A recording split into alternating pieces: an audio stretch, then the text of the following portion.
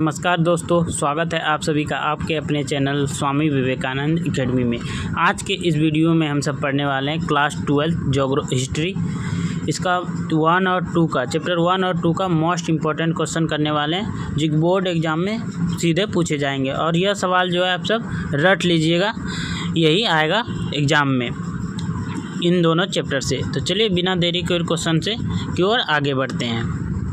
पहला ईंटें मनके तथा अस्थियां, चैप्टर 1 जो है हड़प्पा सभ्यता, उसका क्वेश्चन देखने वाले हैं। तो पहला देखते हैं क्या है क्वेश्चन। पहला क्वेश्चन क्या है? पहला क्वेश्चन है सिंधु घाटी सभ्यता का सबसे पहला खोजा गया स्थल कौन सा है? सिंधु घाटी सभ्यता का जो सबसे पहले खोजा गया स्थल कौन सा है? 2017 और 2022 में पूछा गया है। तो सिंधु घाटी सभ्यता में जो सबसे पहला खोजा गया स्थल था, आप सब कमेंट बॉक्स में आंसर बताइएगा। ये सब क्वेश्चन हम पहले चैप्टर वाइज में करा चुके हैं, ये टेस्ट है आप सबका। तो आप सब भी कमेंट बॉक्स में आंसर बताइएगा वीडियो को पॉज करके। तो इसका जो राइट आंसर होगा हड़प्पा। जो सिंधु घाटी सभ्यता में जो सबसे पहला स्थल जो खोजा गया था उसका नाम था हड़प्पा। हड़प्पा का खोज किसने किया था? तो हड़प्पा का शब्द जो खोज है वो हड़प्पा सर का खोज दयाराम साहनी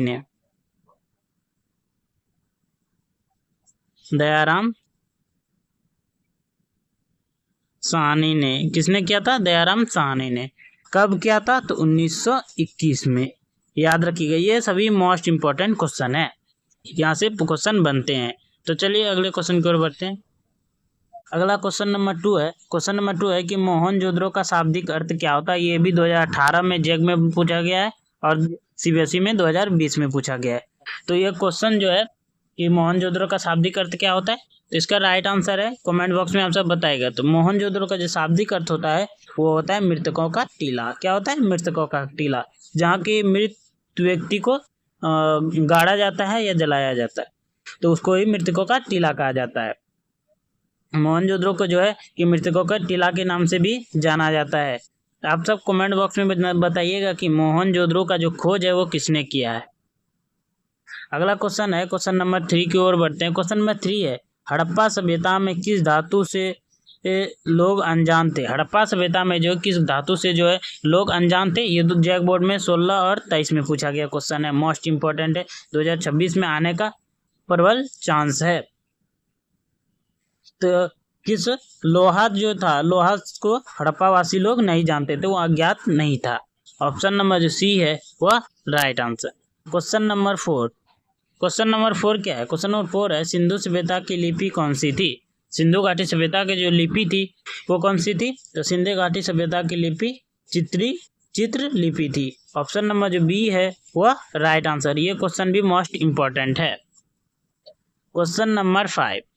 क्वेश्चन नंबर 5 क्या है कि किस स्थल से गोदीगढ़ के अवशेष मिले? किस स्थल से मिले हैं?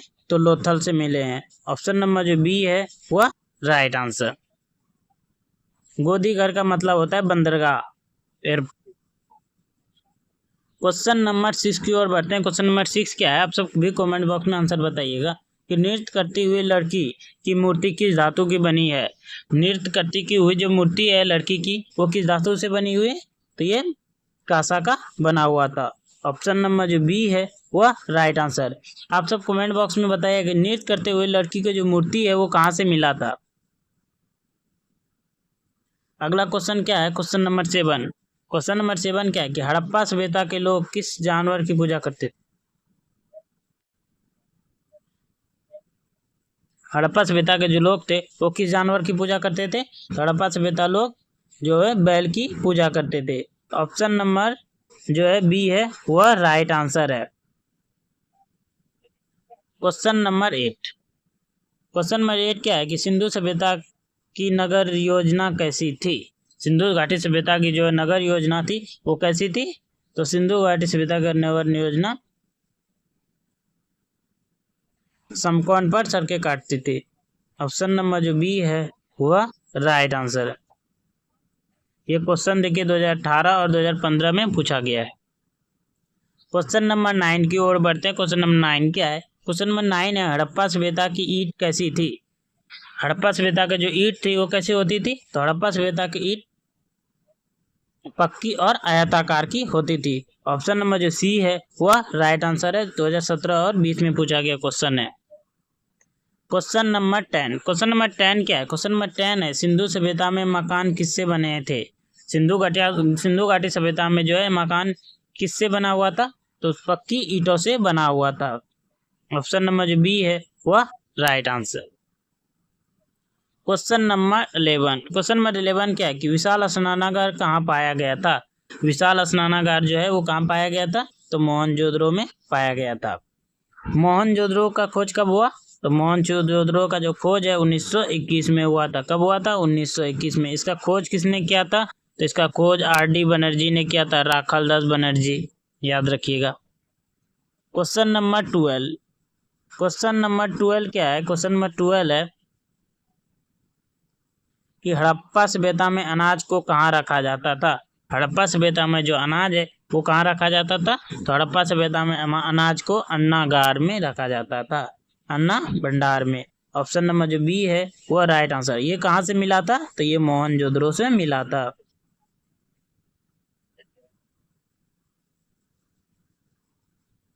कहाँ से मिला था? मोहनजोदड़ो से, याद रखिएगा। Question number 13। क्वेश्चन नंबर 13 क्या है? क्वेश्चन नंबर 13 है, सिंधु घाटी सभ्यता किस नदी के किनारे विकसित है?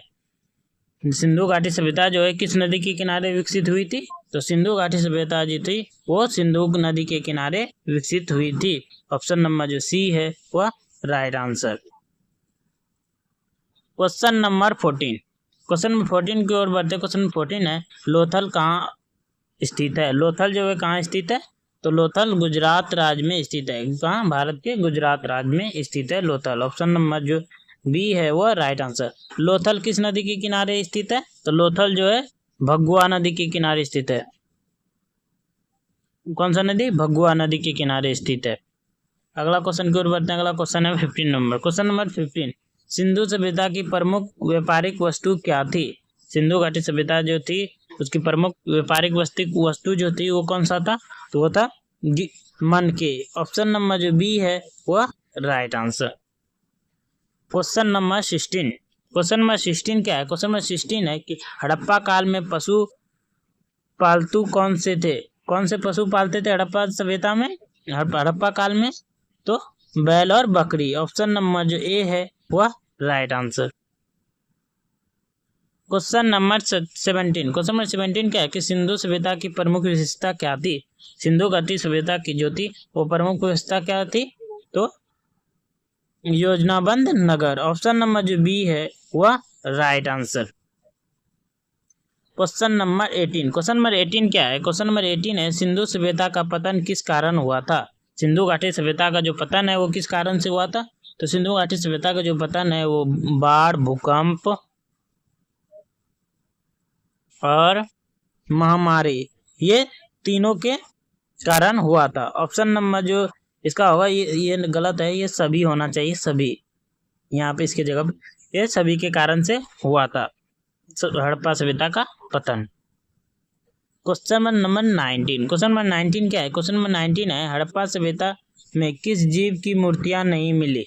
हड़प्पा सभ्यता में जो है किस जीव की जो है मूर्तियां नहीं मिली है? उसका राइट आंसर है गेंडा का। ऑप्शन नंबर जो बी है वह right answer. Question number 20। Question number 20 क्या है कि किस स्थान से पशुपति महादेव मोहर प्राप्त हुए हैं? किस स्थान से प्राप्त हुए हैं? तो ये जो क्वेश्चन है आप सब कमेंट बॉक्स में इसका आंसर बताया था। ये था चैप्टर 1 से मोस्ट इंपॉर्टेंट क्वेश्चन जो बोर्ड एग्जाम 2026 में आने का बहुत ही चांस है। तो चलिए अगले चैप्टर की ओर बढ़ते हैं।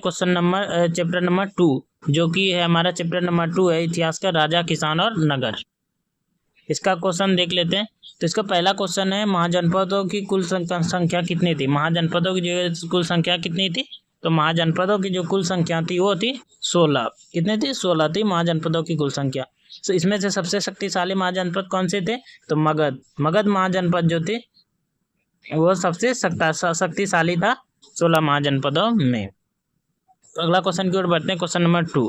क्वेश्चन नंबर 2 क्या है कि किस ग्रंथ में कर संग्रह करने वाला कर्मचारियों का वर्णन है? किस ग्रंथ में जो है कर जो इकट्ठा करता था उस कर्मचारियों का वर्णन है? तो वो है अर्थशास्त्र में। ऑप्शन नंबर जो ए है वह right answer. Question number 3, question number 3 क्या है? क्वेश्चन नंबर 3 है अशोक का सबसे प्रमुख शिलालेख कौन सा है? अशोक का जो सबसे प्रमुख शिलालेख है वो कौन सा शिलालेख है? इसका राइट आंसर क्या होगा आप सब कमेंट बॉक्स में बताइएगा। हम वीडियो में बहुत बार बता चुके हैं।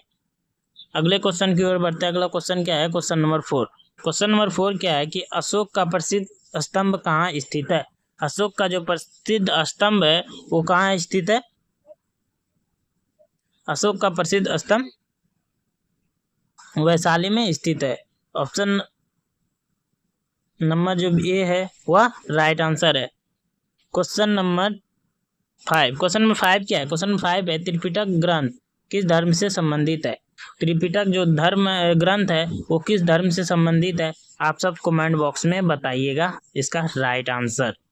देखते हैं आप सब कितने पढ़े हैं। और ये टेस्ट के लिए ये वीडियो ये जो बना रहे टेस्ट के लिए आपके लिए, आप सब रोक कर आंसर जरूर दीजिएगा कमेंट बॉक्स में। निम्न में से किसे प्रथम भारतीय सम्राट कहा जाता है? इनमें से किसे जो है सबसे प्रथम भारतीय सम्राट कहा जाता है? चंद्रगुप्त मौर्य। चंद्रगुप्त मौर्य को ऑप्शन नंबर जो ए है वह right answer. Question number 17, question number 7, question number 7 क्या है कि पाटलिपुत्र किस नदी के किनारे स्थित था? पाटलिपुत्र जो था वो किस नदी के किनारे स्थित था? तो पाटलिपुत्र गंगा नदी के किनारे स्थित है। कहाँ पे स्थित है? गंगा नदी के किनारे। पाटलिपुत्र का वर्तमान में नाम क्या है? तो पटना नाम है, याद रखिए। क्वेश्चन नंबर 8, क्वेश्चन नंबर 8 क्या है? क्वेश्चन नंबर 8 है मौर्य साम्राज्य की राजधानी कहाँ थी? मौर्य साम्राज्य की जो राजधानी है वो कहाँ है? तो मौर्य साम्राज्य की जो राजधानी थी वो पाटलिपुत्र था। ऑप्शन नंबर जो बी है वह right answer. Question number 9, question number 9 क्या है कि सांची किस चीज के लिए प्रसिद्ध है? सांची जो है वो किस चीज के लिए प्रसिद्ध है? तो सांची स्तूप के लिए प्रसिद्ध है। ऑप्शन नंबर जो सी है वह राइट आंसर।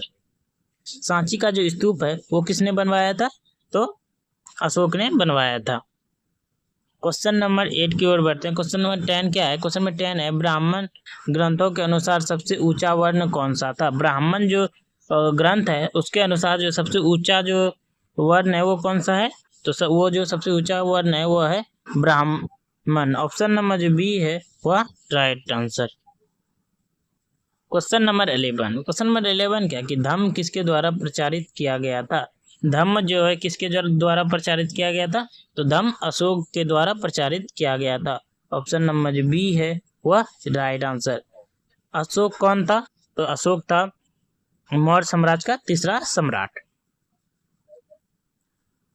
क्वेश्चन नंबर 12, किस ग्रंथ में चंद्रगुप्त मौर्य और चाणक्य की कहानी मिलती है? किस ग्रंथ, कौन सा ग्रंथ है जिसमें कि चंद्रगुप्त मौर्य और चाणक्य की जो कहानी मिलता है? तो वो मुद्रा राक्षस में। ऑप्शन नंबर जो बी है वह right answer.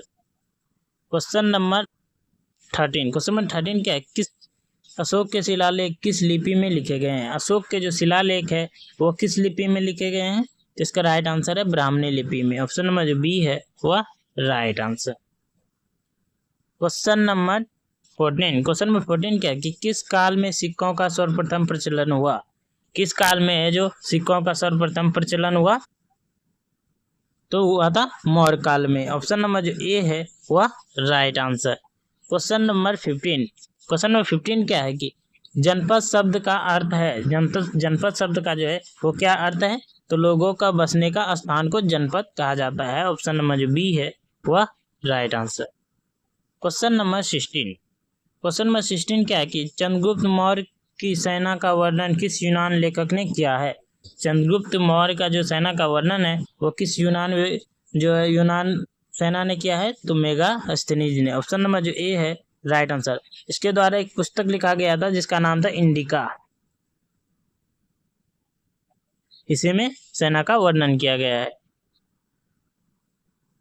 Question number 17, question number 17 क्या है कि किस नगर को नगरों का राजा कहा जाता है? किस नगर को जो नगरों का राजा कहा जाता है? यह जो इस क्वेश्चन का आंसर आप सब कमेंट बॉक्स में बताइएगा। अगला क्वेश्चन है क्या है? क्वेश्चन नंबर 18, क्वेश्चन नंबर 18 क्या है कि धम्म किसके द्वारा प्रचारित किया गया था? धम्म जो है वो किसके द्वारा प्रचारित किया गया था? तो धम्म अशोक के द्वारा प्रचारित किया गया था। ऑप्शन नंबर जो बी है वो राइट आंसर है। Question number 19। क्वेश्चन नंबर 19 क्या है? चंद्रगुप्त मौर्य की सेना का वर्णन किस यूनान लेखक ने किया है? चंद्रगुप्त मौर्य का जो वर्णन है इसका option number A right answer.